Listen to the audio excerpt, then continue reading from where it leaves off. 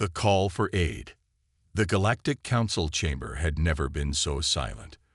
12 representatives from the most powerful species in the Orion Spur sat frozen as the holographic display showed another world falling to the scourge. Planetary defense systems crumbled like paper, cities vanished under waves of destruction, and billions of lives winked out in hours. First speaker Zintor, his crystalline form shimmering with distress patterns, finally broke the silence. That makes 17 worlds in 3 cycles. The scourge advances faster than we predicted. The Eridani system will be next, said Kellex of the Mithrani, her feathered crest flat against her skull in a sign of extreme distress. My homeworld has begun evacuations, but where can we go? The refugee fleets already overwhelm our sanctuaries. Ambassador Thel of the technologically advanced Vestians gestured with a long, slender appendage. Our analysis confirms what we've long suspected. The scourge isn't just conquering. They're consuming. Every world they take strengthens them. They absorb technology, resources, even genetic material. They evolve with each conquest, agreed Zintor. Our defensive capabilities fail to keep pace. The chamber erupted into desperate voices until the ancient Quarren representative slammed his staff against the floor. The room quieted instantly. There is one option we have not yet considered, the Quarren said, his voice raspy with age. Beyond the prohibited zones, on the edge of the galactic arm, there exists a species the Council has been monitoring for centuries. Zintor's crystal form flickered with recognition. You speak of Quarantine Zone 877b. That primitive world was sealed by Council Decree 500 cycles ago. Not so primitive anymore, the Quarren replied, activating a new holographic display. They call themselves humans. The Council members watched as images of Earth appeared, cities, spacecraft, military operations, and infrastructure. They've advanced rapidly, Thel noted with surprise, far beyond our projections. Indeed, said the Quarren, what makes them unique is not their technology, which remains inferior to ours, but rather their nature. The holographic display shifted to show human history, wars, conflicts, but also incredible recoveries, adaptations, and innovations born from those struggles. They are classified as a deathworld species, Kellex observed. Their homeworld's high gravity, atmospheric toxins, and predatory ecosystem forced extreme adaptations.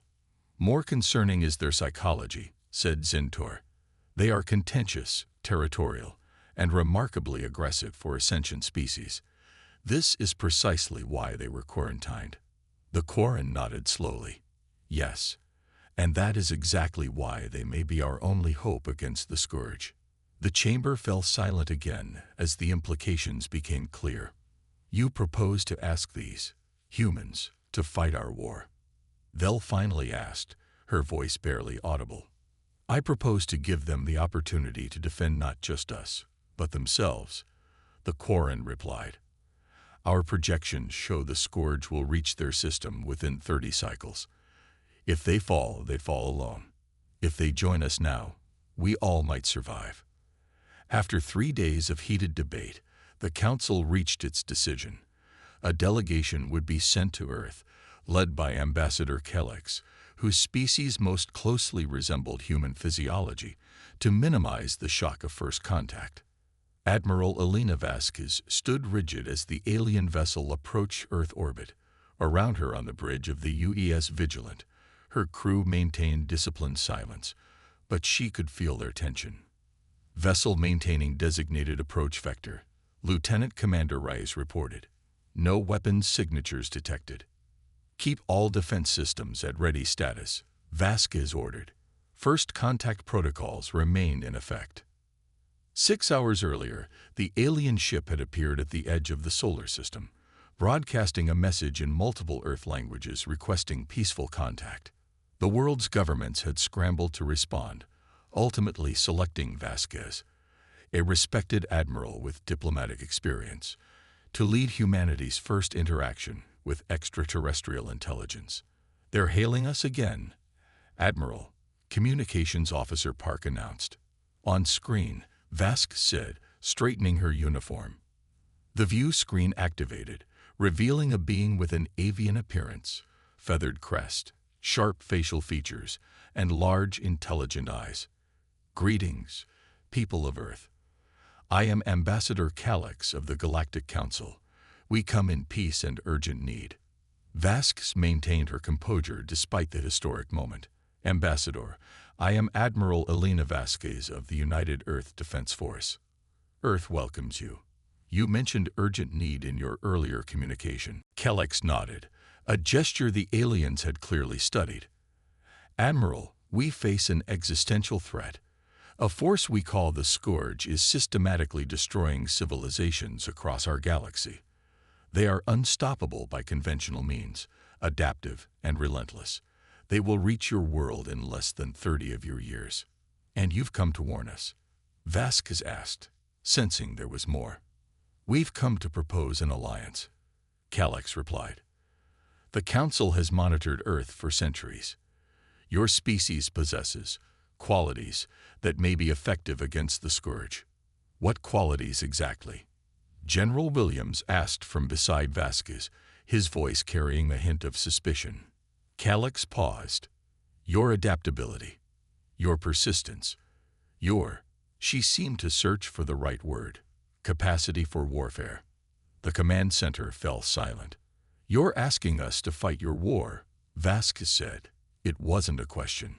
We're offering you the chance to fight with allies, rather than alone when the Scourge inevitably reaches you, Calyx countered.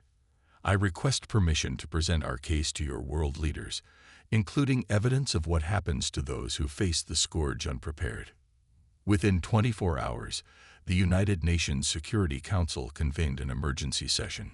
Calyx presented horrifying footage of worlds being systematically destroyed, species being eradicated, and the unstoppable advance of the Scourge, a hive-mind collective of biomechanical entities that consumed all in their path. They adapt to every weapon we use, Calyx explained. They incorporate defeated enemies' strengths into themselves. They do not negotiate, they do not retreat, and they never stop. How many worlds have been lost? Asked the Secretary General. 17 major systems in the past 3 cycles, approximately 9 of your Earth years, Calyx replied. Billions of sentient beings. Gone. And what makes you think humans can succeed where others have failed? General Williams asked, still skeptical. Calyx's feathers rippled, a sign of discomfort humans would later learn. Your history. You've survived multiple extinction-level events. You wage war differently than any species we've encountered. While we develop precise, efficient weapons designed to minimize casualties, your weapons are designed to maximize effect. Where our soldiers retreat when victory seems impossible, yours often fight harder. You make us sound barbaric, the Chinese representative said stiffly. No, Calyx replied. We see you as survivors. From a world that should have killed you, your entire evolutionary history is one of overcoming impossible odds. After Calyx departed, Earth's leaders debated through the night. Some advocated isolation, focusing on Earth's defenses. Others argued for joining the Galactic Council, gaining access to their technology, and facing the threat together. If these Scourge are as adaptive as the ambassador claims, Vasquez told the Council, they'll only be stronger in 30 years. Better to face them now, with allies, while we have time to prepare. 3 days later, humanity delivered its answer. Earth would join the fight. Ambassador Calyx stood in awe at the transformation that swept across Earth in the following weeks. She had expected deliberation, gradual mobilization, perhaps even continued debate. Instead, she witnessed something the Galactic Council had never seen before. Within days, Earth's major powers redirected vast industrial capacity toward war production. Shipyards began retrofitting for military purposes. Retired soldiers were recalled to service. Scientific institutions pivoted to weapons research. Your people move with remarkable speed, Calix observed as Admiral Vasquez escorted her through a massive military facility beneath the Rocky Mountains. "This is how humans respond to existential threats," Vasquez replied. "We don't deliberate once the decision is made. We commit fully." Before them, engineers worked round the clock adapting Galactic Council technology to Earth vessels. The Council had provided technical data as a show of good faith, and human engineers were already improving upon the designs. "Your scientists are modifying our shield technology?" Calix asked, noticing the schematics on a nearby screen. "Your shields prioritize energy efficiency," explained Dr. Sanji, the lead engineer. "Ours prioritize stopping power at the expense of efficiency." Different design philosophy. In another section, military strategists from countries that had been enemies just months ago now worked side by side, analyzing Scourge battle tactics and developing countermeasures. Their hive mind gives them perfect coordination. General Williams was explaining to a room full of officers, but it might also be a vulnerability. If we can disrupt their command and control. Calix felt a growing discomfort as she observed humanity's preparations. They weren't just readying defenses.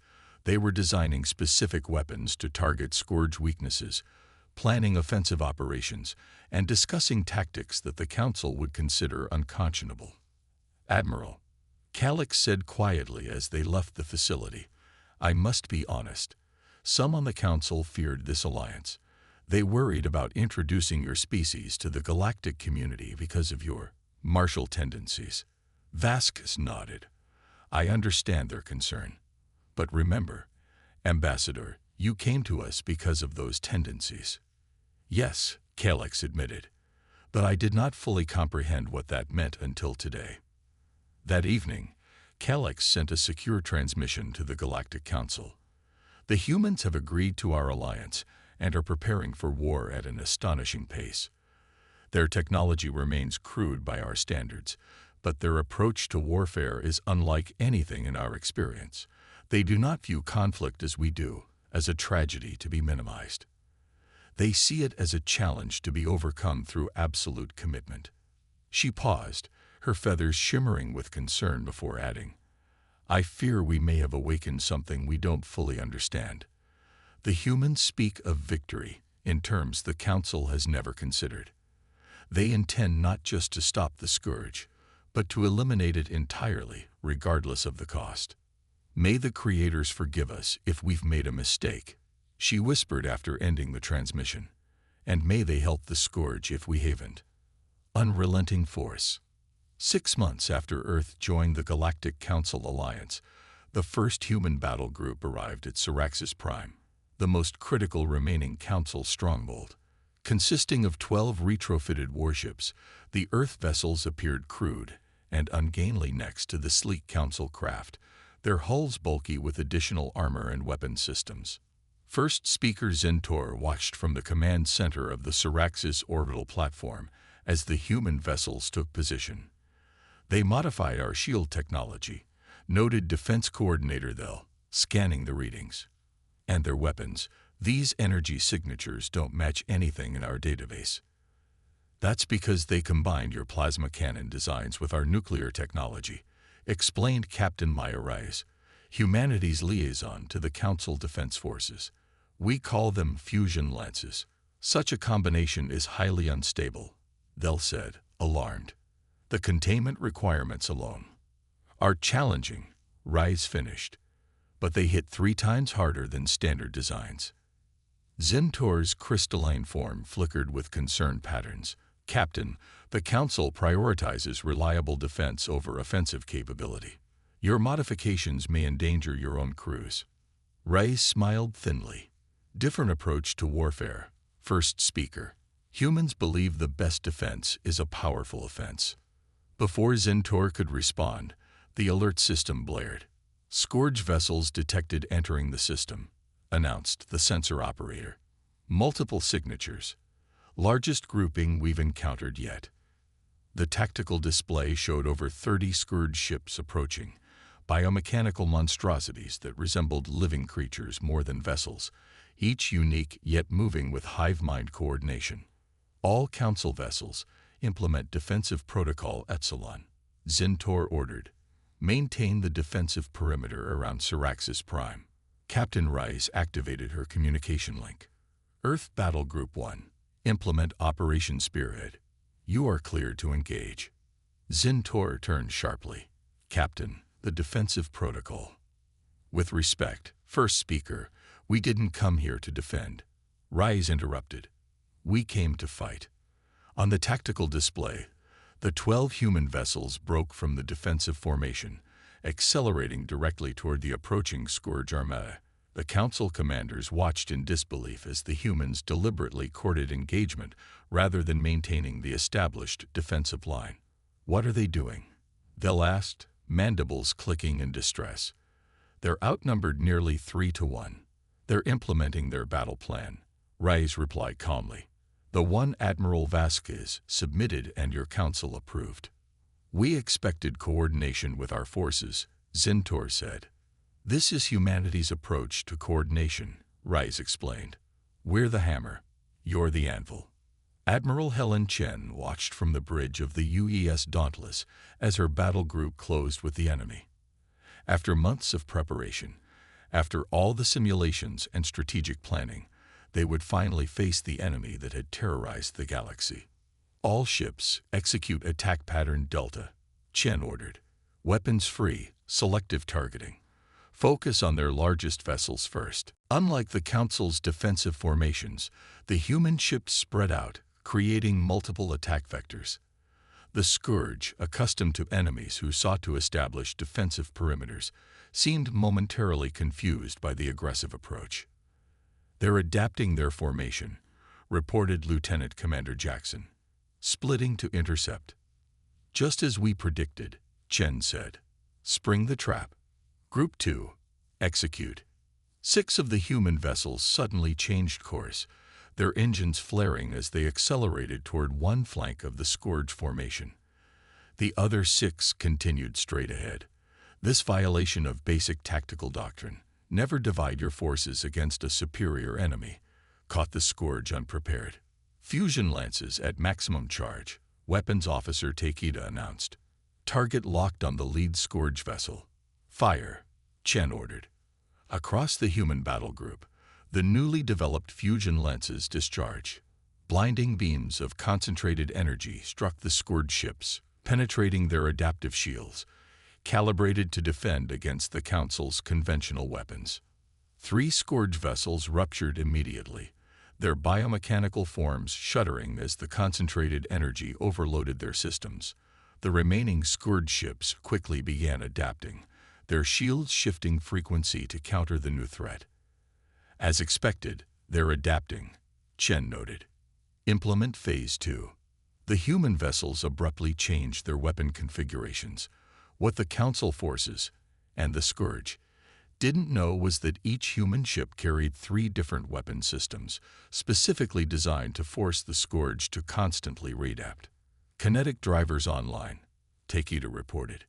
The kinetic drivers fired, launching hyper-accelerated projectiles that struck with forces comparable to meteor impacts. More Scourge ships fell, their newly reconfigured shields useless against the physical projectiles. On the Council command platform, Zintor and the others watched in astonishment. Their tactics violate all established principles of space combat, Thel said.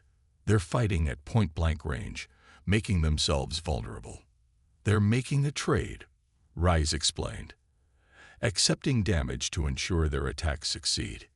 Indeed, the human vessels were taking hits. 2 were already showing significant damage, their hulls breached in multiple locations, but they continued fighting, weapons blazing even as emergency systems engage. Dauntless, this is the Indomitable, came a transmission from one of the damaged human ships. We've lost engines and primary weapons. Permission to implement Last Stand Protocol. Admiral Chen's expression hardened.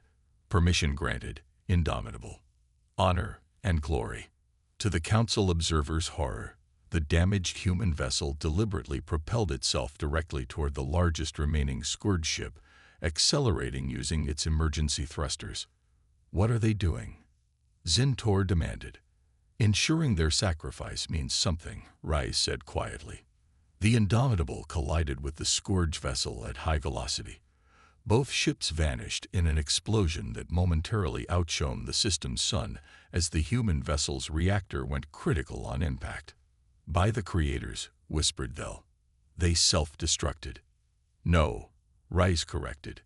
They took an enemy with them when they could no longer fight effectively.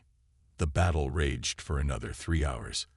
The human battle group lost 4 ships in total, a third of their force, but when it ended, the Scourge Armada had been completely destroyed. Not a single Scourge vessel escaped. In the aftermath, as rescue operations commenced and damage reports flooded in, Zintor approached Captain Reyes on the command platform.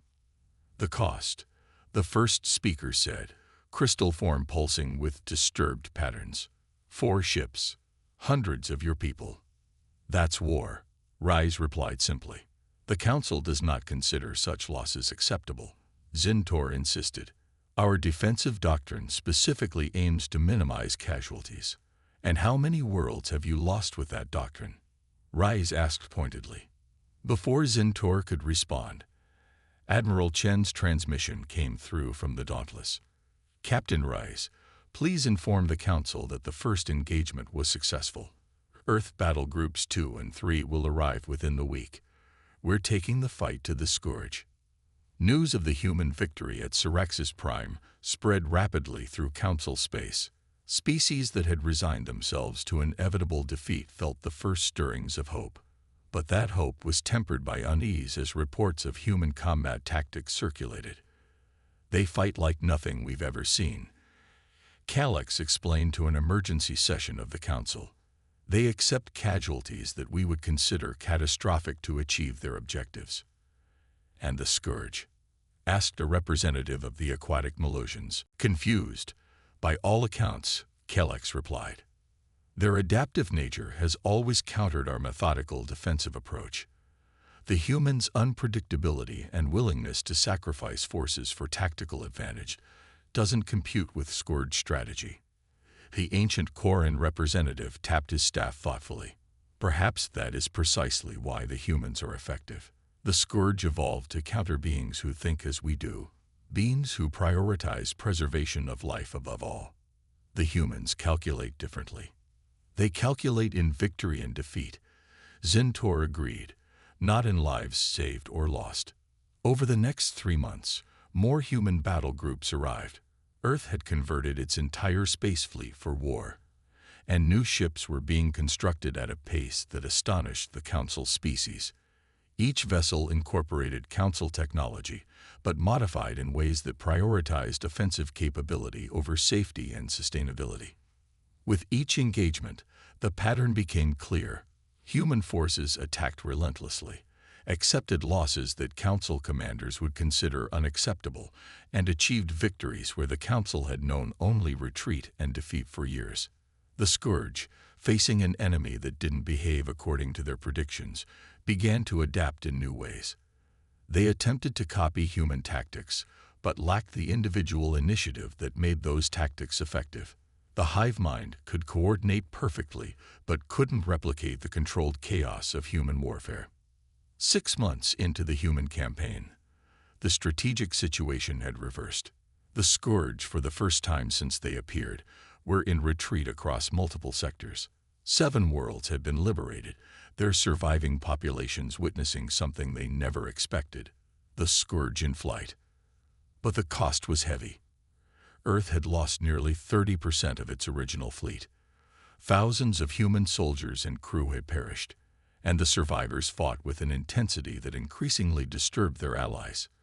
They don't stop, Calyx confided to Zintor after observing the human ground operation to reclaim a Scourge-infested world. Even when wounded, even when victory seems impossible, they keep fighting.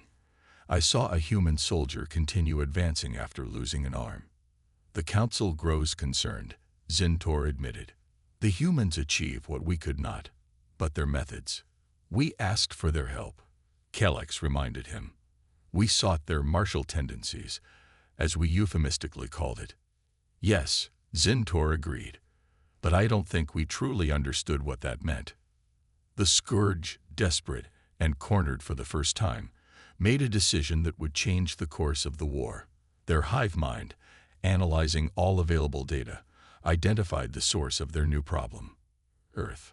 Massive Scourge fleet detected. Came the emergency transmission from the outer system monitoring stations. Over 100 vessels, moving at maximum speed toward Sol system. Admiral Vasquez received the news with grim determination. The Scourge had finally recognized the true threat and were striking directly at humanity's homeworld. All Earth defense forces to battle stations, she ordered. Recall all available battle groups from Council space. Captain Rice, still serving as liaison at Council headquarters, brought the news to the emergency session. The Scourge are targeting Earth directly, she announced. We request all available Council forces to assist in defense. A murmur ran through the Council chamber. For a moment, Rice saw hesitation in the representatives' postures and expressions. Earth has sacrificed thousands of lives and dozens of ships to protect Council worlds. She reminded them, her voice hard. We came when you called for help. The ancient Koran rose slowly. And we shall come to yours. All available Council forces will deploy to Earth immediately. As the Council representatives dispersed to organize their forces, the Koran approached Rias privately. Captain, there is something you should know, he said, his voice low. Our intelligence suggests this is not merely a strategic strike. The Scourge are committing nearly 70% of their remaining forces to this attack. They're desperate, Rias concluded. We've hurt them badly. Yes, the Koran agreed. But desperate enemies are the most dangerous. The Scourge Collective has identified humanity as its primary threat. They no longer seek to conquer Earth. What do they want? Rice asked, though she suspected the answer. To eradicate your species entirely, the Koran replied grimly. The Scourge have never committed to complete genocide before. They always preserve some population for harvesting. Not this time. Rhea's expression hardened. Then they'll learn what humans do when facing extinction. The Koran studied her for a long moment. What happens when humanity fights with nothing left to lose? Something the galaxy has never seen before, Rice promised. And with luck, we'll never need to see again. Earth glowed blue and serene against the blackness of space, seemingly peaceful from a distance. But in orbit around the planet, the largest concentration of military vessels ever assembled in the Sol system formed a defensive perimeter unlike anything in human history. Every functional Earth warship had been recalled from Council space. Civilian vessels had been hastily retrofitted with weapons. Ancient military satellites, long obsolete but never decommissioned, had been reactivated and upgraded. Council allies had contributed nearly 40 ships to the defense fleet, their sleek designs contrasting with the bulkier human vessels. In the command center beneath the Rocky Mountains, Admiral Vasquez studied the tactical display with President Callahan and the Joint Chiefs of Staff. The Scourge will arrive within 24 hours, Vasquez reported.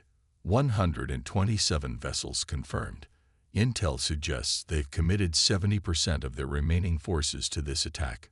They're desperate, General Williams observed. We've pushed them back across 3 sectors in the past 6 months. They've never experienced defeat before. And now they want to cut off the problem at its source, Vasquez agreed. Us. President Callahan studied the defensive formations displayed before her. Can we hold them? Vasquez hesitated. Conventional defense. No. Even with the Council reinforcements, we're outnumbered. Then we don't fight conventionally, Williams stated. We deploy the Prometheus Protocol. The room fell silent. The Prometheus Protocol had been developed as a last resort, a strategy so aggressive and potentially costly that even the military leadership had been reluctant to approve it. The Council representatives won't agree to this, warned Secretary of State Chen. Their ethical frameworks don't allow for such tactics. Then we don't tell them, Williams replied bluntly. Their ships will remain in the outer defensive perimeter. Only Earth vessels will implement Prometheus. President Callahan's expression was grave.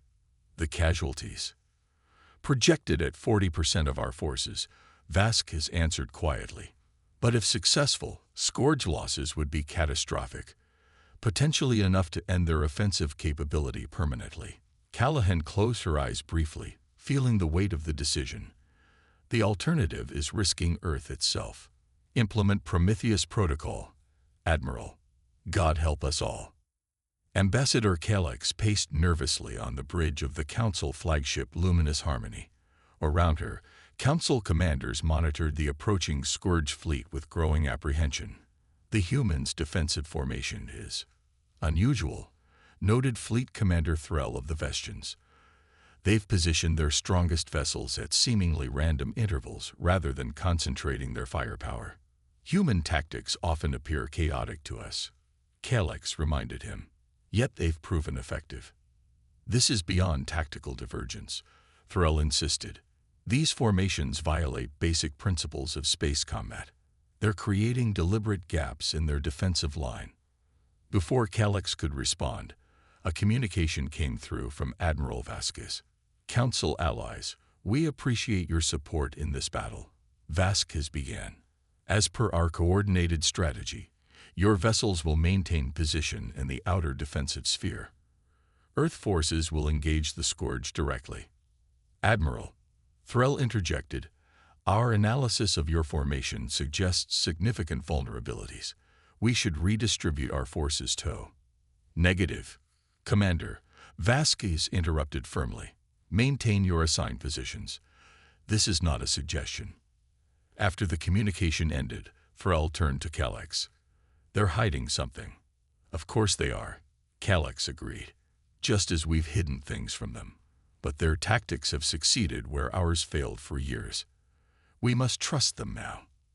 As the Scourge fleet entered the solar system, bypassing the outer planets with single-minded purpose, the human vessels began to move. Rather than maintaining defensive positions, they accelerated toward the oncoming enemy in small, coordinated groups. They're attacking, Threll said incredulously.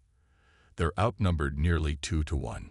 On the tactical display, the human fleet split into 3 primary battle groups, each targeting a different section of the Scourge formation. It seemed like tactical suicide, dividing forces against a superior enemy. What happened next left the Council observers speechless. As the human vessels closed with the enemy, they launched what appeared to be small, unmanned craft. Hundreds of them, swarming toward the Scourge ships from multiple vectors. Drone weapons, Threll wondered aloud. No, said the Quarren observer who had joined them. Much worse. Watch. The small craft accelerated to impact velocities, striking Scourge vessels across their formation. But instead of conventional explosions, each impact was followed by a distinctive energy pulse that rippled through the targeted ship's systems. Quantum destabilizers, the Quarren explained grimly. The humans have weaponized quantum field technology. Calyx's feathers flattened in shock. That's forbidden technology. The risk of cascading quantum reactions is precisely what they're counting on. The Quarren finished. The effect on the Scourge fleet was devastating. Vessels began to disintegrate from within as their molecular bonds destabilized. Others, attempting to adapt to the quantum attacks, left themselves vulnerable to conventional weapons from the human battle groups that now engaged at point-blank range. By the creators, whispered Threll. They're not fighting to repel the Scourge. They're fighting to annihilate them.